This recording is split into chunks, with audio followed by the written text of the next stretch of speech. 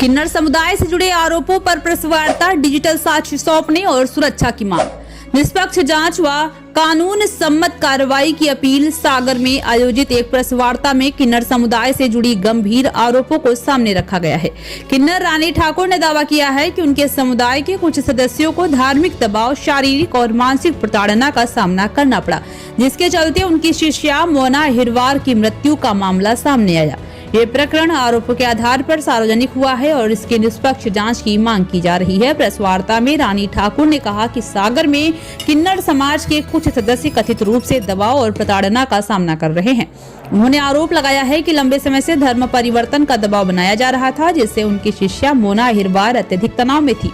रानी ठाकुर के अनुसार मोना अहिरवार ने टीकमगढ़ में अपने निवास पर जाकर आत्महत्या की। उन्होंने कहा कि ये घटना कथित प्रताड़नाओं के कारण हुई है, हालांकि ये जांच का विषय है। रानी ठाकुर ने प्रेस वार्ता में ये भी कहा है कि वे सनातन परंपरा का पालन करती हैं और अपनी आस्था के साथ सुरक्षित जीवन जीने का अधिकार चाहती हैं।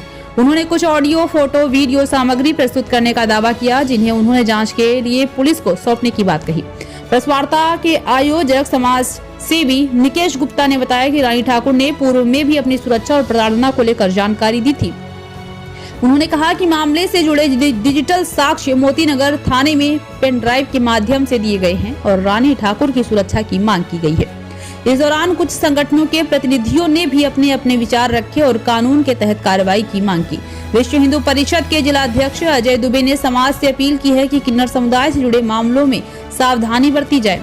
हिंदू जागरण मंच के उमेश सराफ ने कहा कि किसी को भी किसी अन्य व्यक्ति पर धर्म परिवर्तन के लिए मजबूर करने का अधिकार नहीं है।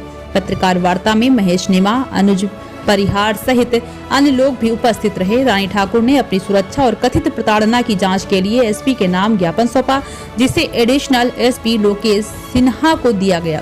ज्ञापन देने वालों में अजय दुबे, निकेश गुप्ता, पप्पू तिवारी, अनुज परिहार, उमेश सर्राफ शामिल रहे।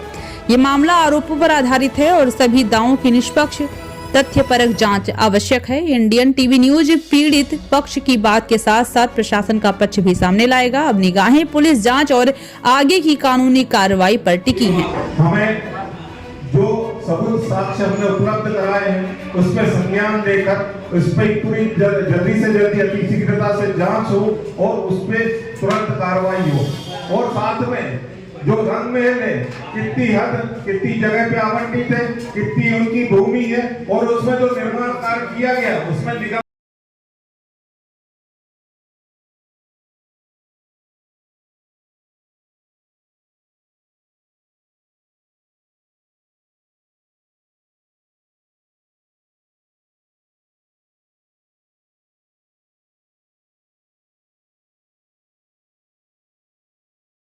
पे पहुंच रहा है कि नहीं पहुंच रहा है और उसके बाद ही वो जान ले। और उसके बाद में अपने जो ये किन्नर समाज में जो ये बहुरूपिया बन के जो घूम रहे हैं उनको भी हमें बाहर निकालना है और पूरे उसके लिए हम आगे की कार्रवाई करेंगे।